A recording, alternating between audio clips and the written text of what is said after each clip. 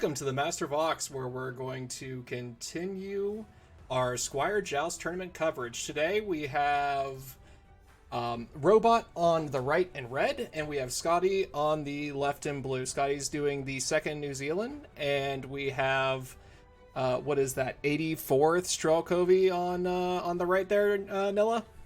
Yep, yeah, and Scotty doesn't know, so Ooh, something about Fiona? maybe. It's kind of confusing having the Brits or New Zealand in red and then the Soviets in blue. Yeah, something about like NATO training just doesn't add up there. Mm-hmm. But we are seeing a nice Sapri PPSH push with into that center town there.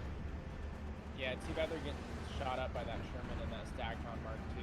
That Staghound Mark II gets taken out by the M42 though. That Staghound's awesome for fire support. Oh yeah, it is. What that little 75 millimeter gets, I think is sweet. Oh yeah, it gets there so fast too. But that M42 gun just went down, so that went the way of the dodo. It's a really interesting push here by Robot, but the IS-2 off the start, just bought that with his initial starting points. Pretty big upfront investment, already having the A out with it, but it looks like it's paying off already without it even taking a shot, because now it's going to follow up the successful PPSH push. What's your thought on him pulling out the old PPSH? We haven't seen those things in a really long time. I think it's dirty, and that's the way I like it. Ooh. Yeah. For running up, getting in the buildings, getting that little close combat action, nice and dirty. Plus, I think that you have to use the utility of those Soviet divisions because they have been power creeped into oblivion. The few little unicorn things that they can get, I think that's really important that you try to utilize those. Yeah, and we saw it in full effect there, just straight up rushing into town, finger on the trigger, drum mag on the PPSH, spraying from the hip, and it worked. And if we look down south, it looks like Scotty just got completely wiped by the Gavardia sitting in the building, but that Staghound has nothing there to stop it since the M42 fell back. Yeah, I think that he's really concerned with that, having a 1 health like M42 gun with APCR shells on. So the issue down south here is we see the Diggers and the Mary taking pretty much like 50% casualties on that push.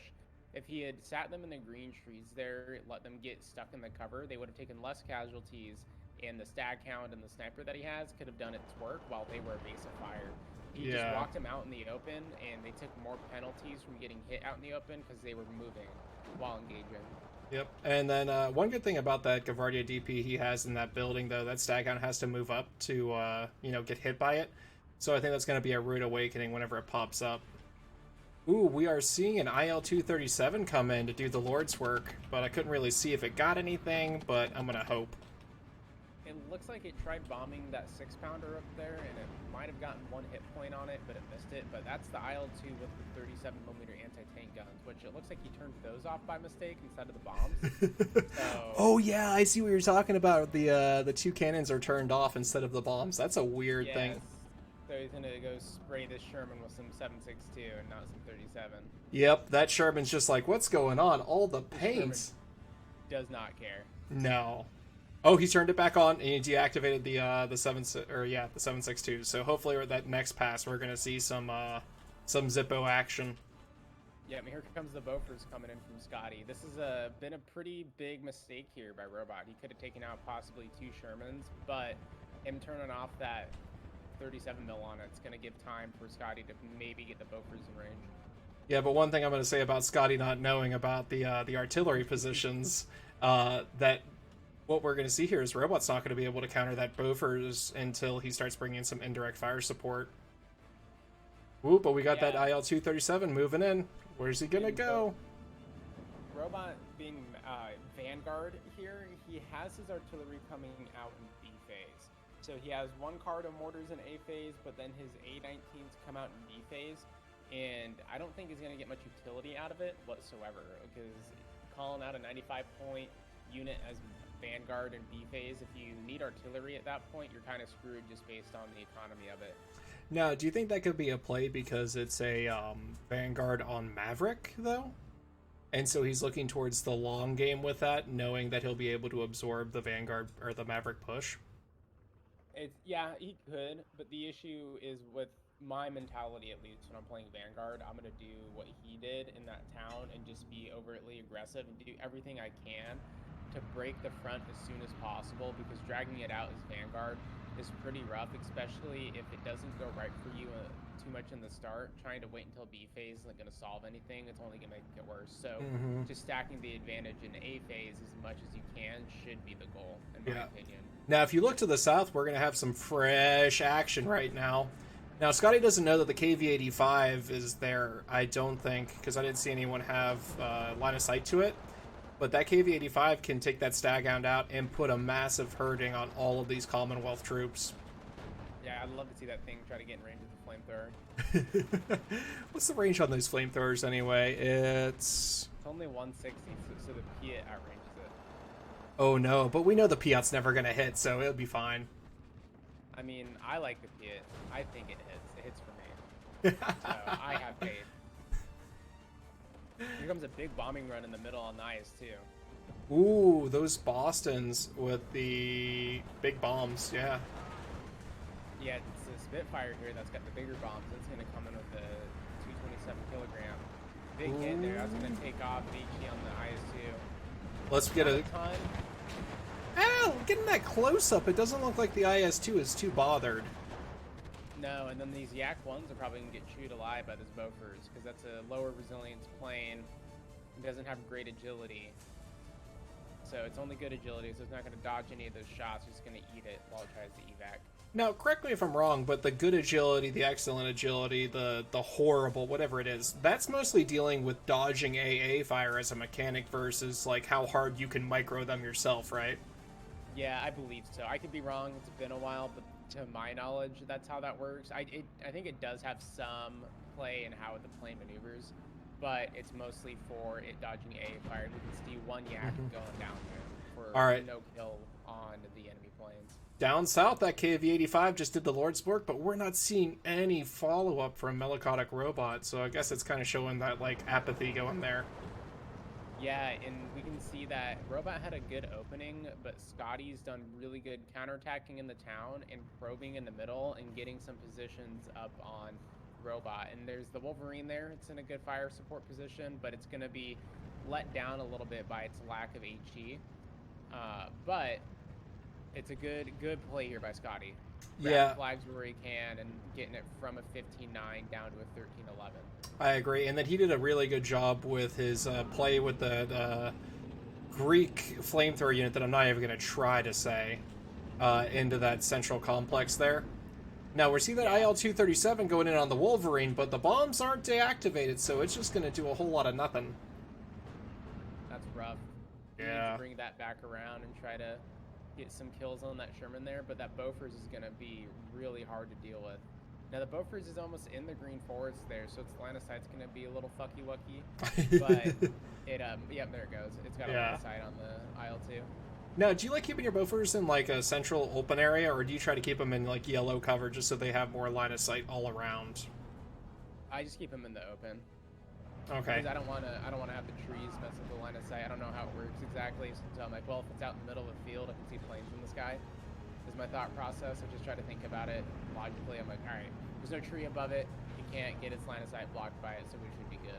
Exactly. Now, that 17-pounder was one of the few things that can hurt this IS-2, and I think it got a bounce. Yeah, that thing is still Soviet pristine, we should say. It's not really, like, fresh, but it's kind of fresh. It's also out of HE shells. Yeah, it's out of HE, so he needs to get a supply truck up to it if he can. Yeah, ooh. But he doesn't bring his supplies until B phase, so that's going to hurt him. We're seeing some smoke play. We get it, bro. You vape. Now, nobody's going to follow up with it, though. He doesn't have anything to go through the smoke. He's got 2 Sappery rocks coming up through to the town, but that's not going to do anything against that Sherman 3. And oh my god, if you want to see Shermans do good, you put them up against infantry, because they're such a good infantry support system. Yeah, those the 50 cal, the 2 30 cals, beautiful. As a proper American, how many guns can we strap to it? Not enough. We could put more on that. Now, if you look down south, we're seeing another push from Scotty, And his Sherman 3 took out that KV-85, so the armored support is now in their hands, the 2nd New Zealand. I wonder if he's going to be able to do a proper push, or if his entire micro, like all the micros in the center to the south, we're not seeing any movement anywhere else. Yeah, he's got a bunch of reinforcements coming in down south, a bunch of cheap field engineers. It looks like he's just going to use those to pad out the front line, and then one oplite. And the oplite's really what he needs here. He needs some mass behind that Sherman down south to push. Yeah. If you don't have the ass behind the push, it's not going anywhere. Hey. You need some mass and ass for that push. Oh, those field engineers are going into the town, which I think is a really good idea, because he already has the armored superiority. Yeah, from where we're sitting right now, I think Scotty's in a better position than Robot, and Scotty just needs to not overexert himself too much right now. Let the income advantage speed up a little bit, get some more income, and then break Robot, because there's no huge advantage that Robot has over Scotty so far. Yeah, I would say the positions are a bit tenuous at best, especially in that southern city. And we're going to see a counterattack going in there. That IS-2, though, that's a scary thing, though. Oh, and now an ISU 152. Ooh. I love the support weapon usage. Oh, there's 2 IS-2s now. Oh. They're multiplying. I think Robot was just sitting on points. What do you think? That's what it looks like. I will give him the benefit of the doubt and say that he tactically waited to push a reserve force. But yes, he probably just like said, "Oh shit," and then panic bought a bunch of expensive good things. But I'm all for the Gucci shit. Let's see it. Yeah, let's see it out. Especially the 152s to shoot into the town. Oh yeah. He's just gonna have to invest now in some, I don't know, maybe T-34s. No, he only has T-34Es, and those are gonna bounce off the Sherman 3s because they're 100 mil armor. Yeah, it's they're equivalent to the Sherman, because Sherman's got 90 pen, it's got 100 pen, and then the armor is flipped too. So it's just up to RNGs at that point. And oh yeah. Tanks. Ooh, but we're seeing those Sappery rocks get their shit pushed in by these Greek flamethrowers, and now the Sherman, and now the other Sherman. Oh, combined arms is so beautiful to watch. Yeah, up in the middle, the 17 pounder just got deleted by the 152. Like absolutely one tap, and it was a direct hit on it. So Robot's gotten some pretty good rolls here with his support with 152, and it's just eating anything that pops its head up. Yeah. Now, do you think Robot should see how many points are invested down here? Or Scotty should see how many points that Robot has invested in the south and start pushing the north, knowing that it's not going to be that pushed or that defended? It looks like he's actually probing it right now with the field engineers that just got wiped out trying to push into the town up north. Yeah. So he's got that Sherman coming up too, but there's no follow through with it. He's an off-light coming, some flamethrowers coming. But if he pushes up north, he's going to find a lot of success up there, because down south he has enough on the field to contest, if not break immediately right now. And if he just gets a ton up north for the next minute or two, he can probably sway the battles immediately through that. Yeah. We're having a wiffle ball bat fight between the Sherman and the T-34 down south. It looks like both have suffered one. Oh! Ooh. Communism wins. That was made by the lowest bidder, that Sherman. It was an export version. Yeah, that's why it went to the Kiwis. Alright, I'm just curious to see up north now. He's not actually making any more moves. Alright, I got a question for you. Let's look at the Maori, far north, right?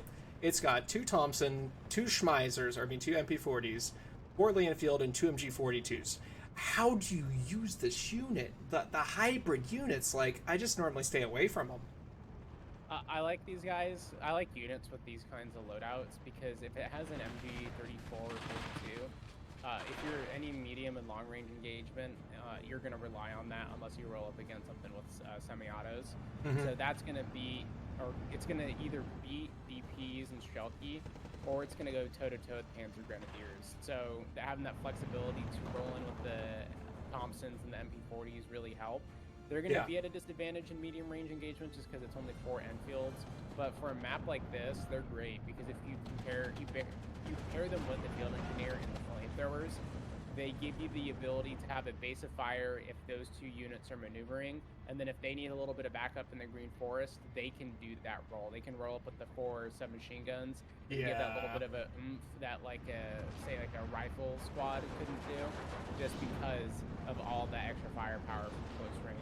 But there's a little weakness to it, but I think it makes up for in its use cases with the other units in the region. Okay, I can see you doing. Plus, that fanatical trait will really help it out with not budging out of where it's at. Yeah, especially holding the front in a close quarter fight. Say that your flamethrower and field engineers get retreated, and then that dude just sits there pinned down. You can cover their retreat by holding up the other units while your guys who would have surrendered bug out. I see what you're saying. Ooh, down south, this too is in a great position to screw over any Sherman reinforcements. Yeah, it's the perfect kind of gun to take out the Sherman too at the high rate of fire. Oh yeah, does it have APCR on is the question. No, oh thank Christ. Alright, so it's gonna just wreck this Sherman. Plus the T-34, the KV. Ooh, this southern portion is in trouble for Robot here. There we go. That this too had a little bit of a challenge taking out that Sherman, but what Robot's doing is he got some DP back there. It kind of looks like as a reserve, which is awesome. I love seeing that when there's like a reserve unit just waiting there ready to move. If you have that extra income, might as well set yourself up, be looking pretty for when the hard times come, and you can dip into the rainy day fund. Yeah, well, he's actually dipping into the rainy day fund and throwing them into the fucking meat grinder that is the southern city. Also, yeah, sometimes you throw it all in black and see what happens. Exactly. Also, we have 2 A19s coming out and deploying, and at the same time, we have 2 25-pounders that just came out too. So we're about to see World War I a little bit in action. Yeah, it's World War I on a dollar store budget, because when we hit C phase, when those guns run dry, it's going to be pretty hard to get enough supplies to keep them fed. Yeah, well, the 36 shots for the A19, where they're firing 4 rounds a minute, I'm not doing math in my head, but that's 9 minutes of continuous firing. Something like that. I can't read, so. Now, those 25-pounders, instead of being used to support the troops in that city, are just trying dangerously to kill these ISUs and this INs, too. Yeah, I think that's a misuse of it. I think you just need to go and fight somewhere where the IS-2 and 152 isn't. So if you start peppering the infantry in the town there, you get a good shot at moving in and taking them out. Now he's got the Willis Jeep there with the 150 or 140 off map, so he's probably like, yeah, I'll just use it for that. But might as well just clear him out there. And I do like the use of off map here because it's going to allow him to push. Now what he needs is a Sherman to just run through this, but the reinforcement rows are just fucked over by the amount of support weapons that Robot has set up in really good positions. Ooh, I'm eating my words. The IH-152 just went down to the artillery. Oh, damn. Look at us getting proven wrong. That's a reverse caster's curse. Ooh, wait. I still haven't had my caster's curse cherry popped yet, so just wait. Start saying stuff. So I don't know if he put the long duration barrage on that off map, because if he did, that's a really wide cone for it. No, I think it was a full barrage. Okay. I think. It's kind of slow. I'm Ron Burgundy. Go fuck yourself, San Diego. Oh, that push up north got a bunch. Look, 2 units up north, and they just capped 2 flags. Yep. Yeah, he found that success up north while we were looking down south at the pretty explosions and the big movements of tanks. The wide infantry push rolled in, took positions. Now they're dug into the town, and there's a ton of reinforcements move in. I mean, to get stuck up in that town. Dug in is a very loose term, but you're right. The shiny, the bright explosions just drew my attentions. And now look at this reinforcement column coming in. 2 Shermans. 1 HE Sherman, too. Ooh, fancy. Nice. That's the thing that the 84th struggles with, is having some light to medium armor to roll around to compete with other medium armor choices, because you get IS-2s, you get 152s, and those are all really cool. we only get that one card of T-34s and that one card of SU-76s. So every medium to light armor piece that you lose it hurts a lot because there's going to be 3 more Shermans that can be called out in place of that one T-34 that you lost. Exactly, and he's not flexing the IS-2s like they need to be flexed. Like, you need to put those bitches in a trot, and you just throw them at people. Yeah, he can roll through the middle right here with it. Mm-hmm. Because that IS-2 hasn't really shot at all. It's just scary. No, hasn't shot once, just sat there.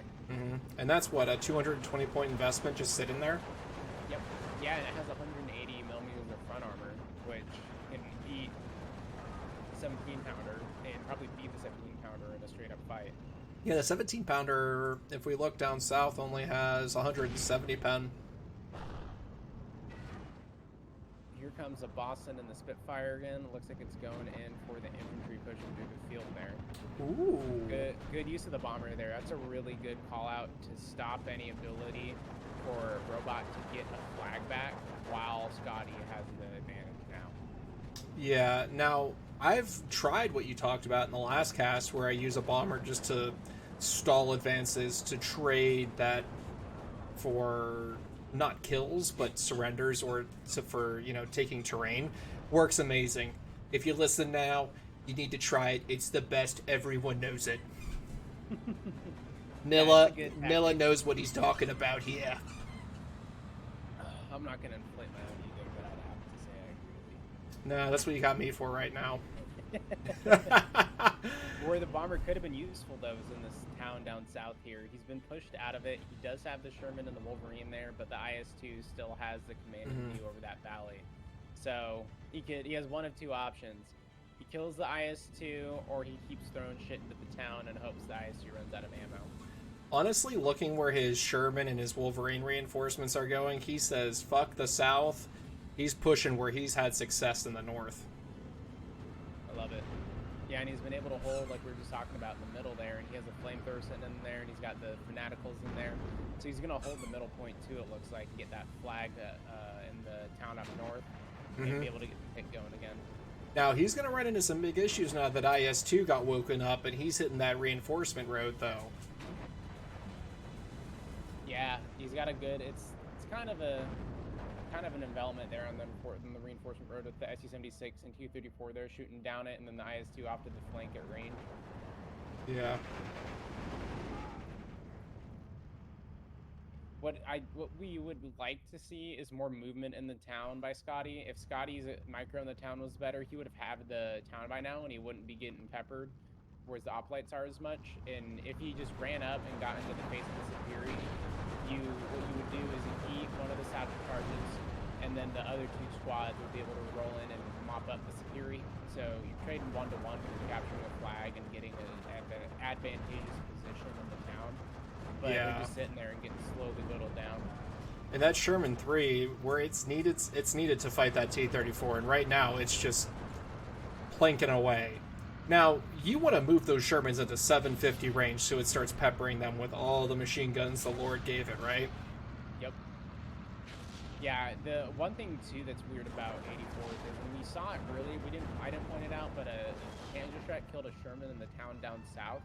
Something you have to worry about with the 84th is that they have Panzerschrecks, and for me at least, when I'm playing against the 84th, I just don't think that they have Panzerschrecks, because when I'm playing against the Soviet division, I worry about bazookas, so when a Panzerschreck shows up, it really confuses me, and it's a good little like psychological play. It's like, oh, okay, I normally don't have Panzerschrecks because I'm the Soviets, but I do now, so be a little bit more aggressive with them. And the good thing about the Panzerschrecks over the bazooka is that 12 damage is a guaranteed kill on anything. Yeah, nothing's more disappointing than when you hit something with a guy. Very true. That sucks. Yep. Now, They did something to him too. They missed now. They used to never miss. I think it's a 90%, so it's like the XCOM statistics now. Yeah, so it's a 10%, you mean? Yeah, unless you upvet them, then I think they never miss, but I think it like XCOMs it up to like 85%, if that makes sense. Yeah. Or 95, 98 something. And then stress, as you know, will play a large factor in that. Yeah, for sure. Like, if you go to the second ID, those Ranger Marauders will never miss. No, that's because they have, like, the Lord's bazookas. 75th Ranger Regiment, and we're going to make sure they never miss.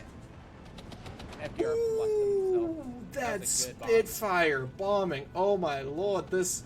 Oh, the razzle, the dazzle. I just can't look. So much sequence in my eyes. There. That Spitfire, the razzle dazzle, finishes it off. Oblights finally clear out that infantry in there.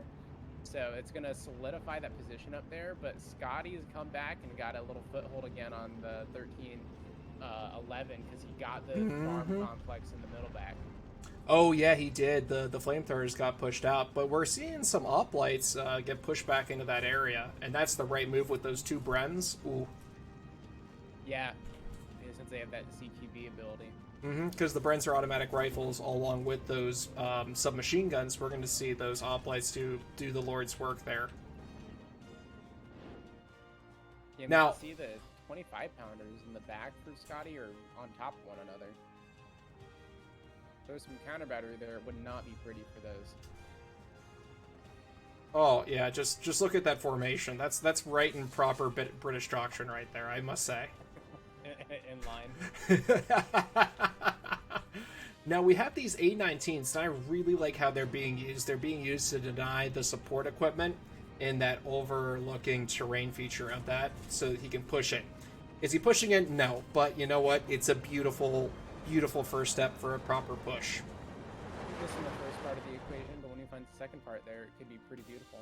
Exactly, and now we know both these players know how to razzle and dazzle us, but we have to see the sequence. All right, that's what we got to see. Gotta put it all together. Yep, and I think that we're about to reach that climax, because you look up north, we have Scotty pushing from east to west. If you look down south, we have Robot pushing from west to east. Like, oh, it is just yin and yang right now. Yeah, it's a good ebb and flow, but it looks like I think we're really where Scotty's gonna edge ahead here is the infantry.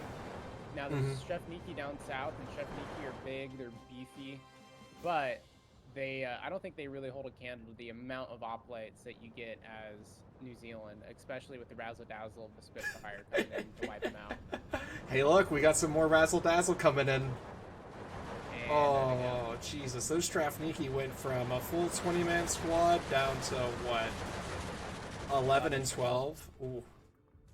brutal. I think You that... see here the oplights are taking the middle back too with the fire support, so awesome work there by Scotty to route infantry there and then use proper fire support to take the farm complex back. Yeah, but I'm going to point out that Robot at the same time is moving in a lot of support weapons, so he'll be able to make some future pushes. And I love the use of the support weapons, especially that 85 mil, where it's going to be able to do the Lord's work of interdicting that razzle dazzle, and it's going to also be able to support anything that comes up. Yeah, it's in a really good spot there to cover the farm. So if he gets his infantry, Robot gets his infantry back to the farm up there, that 85's in a great line of sight where nothing else can see it other than the infantry it can shoot at. Exactly. So it just cuts that line of sight. It can only engage what it should be engaging with. So awesome work there to keep it in that good tree line. And we're also seeing another ISU 152 being moved over to support the attack on that farm complex. So as much as you want to talk about the razzle dazzle of the oplights, they ain't getting anywhere near it. Yeah, I'd put my money on a big 122 shell over an oplight.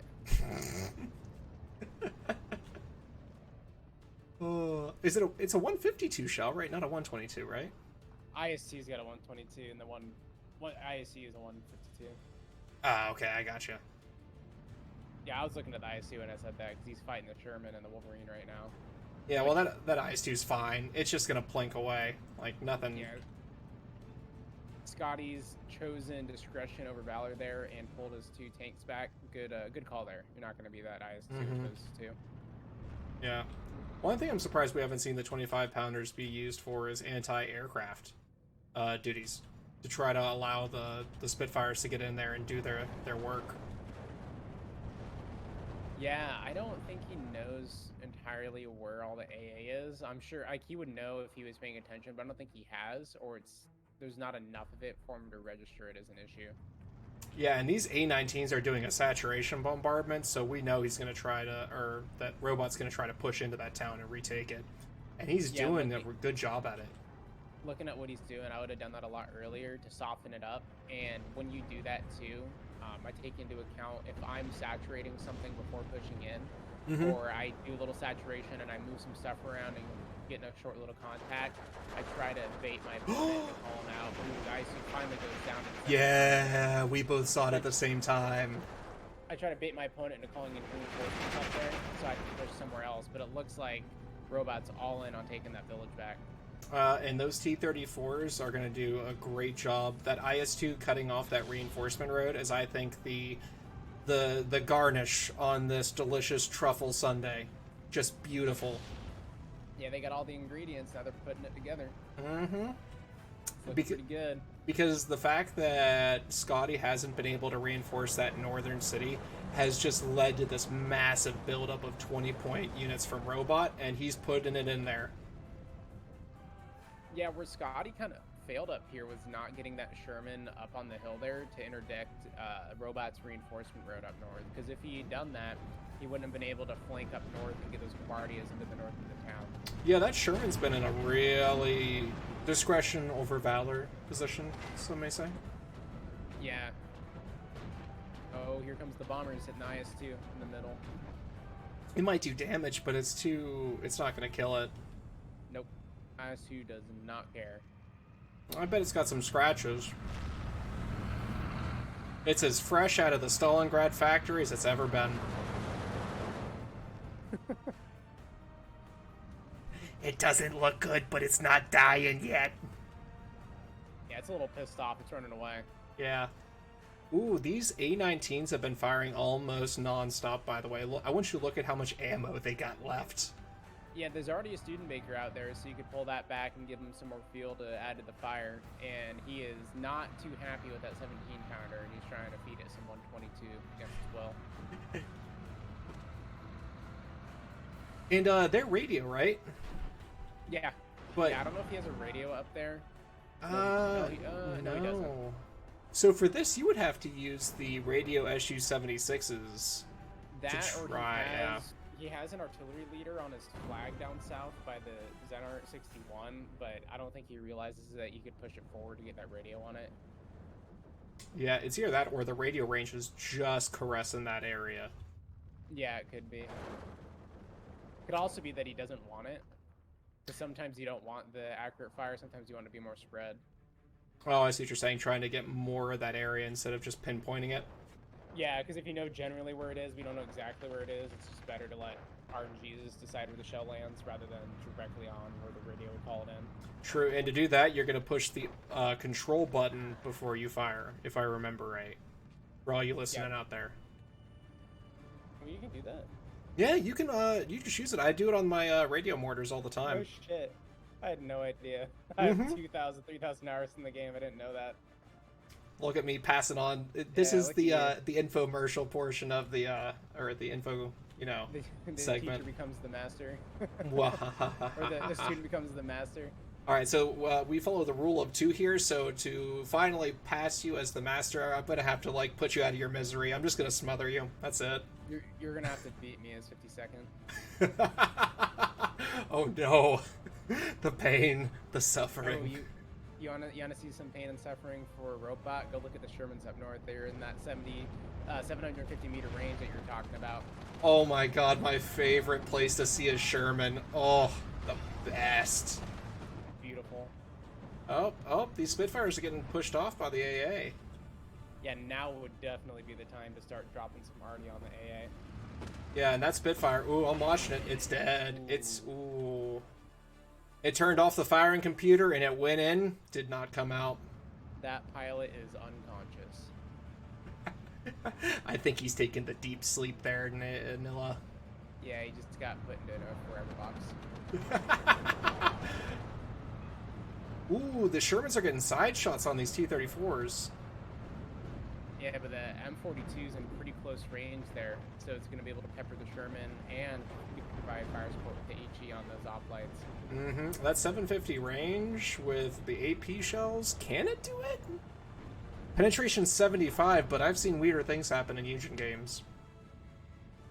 It's not even so much as that can it penetrate, it forces Scotty to think, okay, I can't turn and try to retreat into the yellow cover, because if I turn my side, that M42's got such a fast rate of fire, it's gonna put 2 shots into the side of me before I can get out of line of sight. Oh, true. And on top of that, the stress that it's pushing out there. Yeah, and every now little it's thing targeting helps. the infantry, which is perfect. The infantry's moving, it's out in the open, you get that suppression damage on it. So when they come into contact with the Guardia in the town there, they're not going to be able to take that fight. They're going to have to pull back.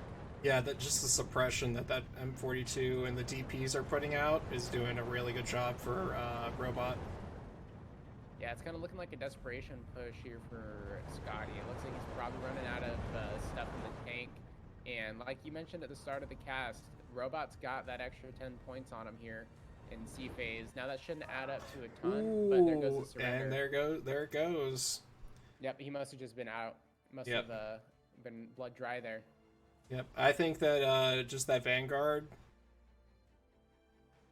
that Vanguard just did a lot of work, and he built himself up so he'd be able to outlast a Maverick player. Yeah, it's nice seeing Vanguard take a W. It's been a while since Vanguard's had a good run of it. I mean, last time you won the world, whatever, you were playing Vanguard most of the time, weren't you? No, I was playing Maverick at that point. That was the new play. Okay, now I'm looking at the chronology, and the trades were pretty damned even most of the way through, actually. Yeah, I think really where a lot of those losses at the end come from for Scotty, I think he started losing planes, and he also threw away an off-map car at one point. So some of those, I think it's more closer to a 1-1, but I think Robot just pulls ahead with a little bit of a better KD than Scotty, because Scotty was on the offensive for most of the game. That is true, and when you're on the offensive, you're gonna run into that meat grinder. Now, yeah, we saw that in that town up north. It was brutal. Oh yeah, and that in the push to the southern town too. Like all of the towns, just the support weapons were doing amazing on both sides. I'm trying to look here. The IS-2s, they didn't pay. Maybe they paid themselves off, but just the fact that they were there—that's psychological play. Oh, perfect. Yeah, because we saw the bombers try to kill him, and calling out those bombers. If the reason was to use the bombers to kill the IS-2, the IS-2 paid for itself. It made him buy 2 bombers that didn't do their intended role and wasted time dropping bombs on the IS-2 instead of something else that could have swayed a firefight or a bigger engagement to take a flag back and get some better terrain. Yep. All right, and with that, I'm going to conclude the cast. Everyone, please like, share, subscribe, do all the fun things, and if you don't, you're a communist. We currently have our challenge that Nilla has issued that we will cast, if you play the 52nd, or what was the other one? NOV. Yep, you play the Yugoslavs. You play them, we cast them. Simple as. And with that, hope everyone has a great rest of their day, and thank you very much for watching. Bye. Later, fellas.